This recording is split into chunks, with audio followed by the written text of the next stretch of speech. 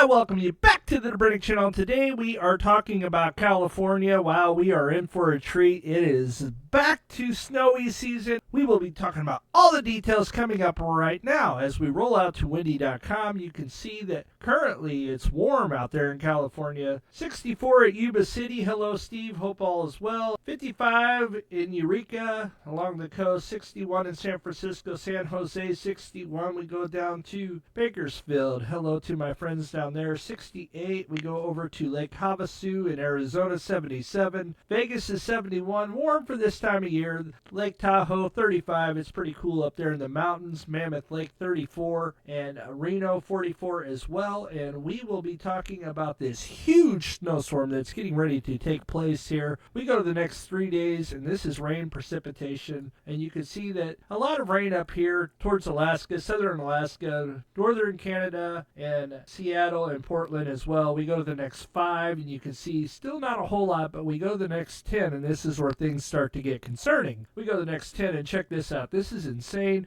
A whole bunch of precipitation coming, especially up here towards Lake Shasta and Trinity. We're talking about 3.59 inches, potentially 3.96 down here over by Lake Oroville. We go down here by Lake Folsom, and you can see down here by the American River 2.87. But check out here, the same spots that got slammed last year. You're talking anywhere between 4 to 5 inches, potentially almost 6 possibly coming in, and that is insane. Over 6 inches further down south, and they say El Nino's ramping up, and sure enough, here we go. And we go to the GFS. Is it agreeing? The GFS is agreeing to a degree. Not as aggressive as the European, just like last year. You're talking about 3.8, but check this out down here by Santa Maria, 4.2. My friends over in Bakersfield, you're going to get possibly 2.14 inches of precipitation. My friends over at Lake Havasu, 0.14. We go up to Chico, 3.12. Yuba City, 2.6. Sacramento, 2.25. Redding, 3.86. And you can see that a ton of precipitation possibly coming. And of course, this is new snow. So as we roll out to the new snow graph, you can see maybe 31 inches over here in the Feather River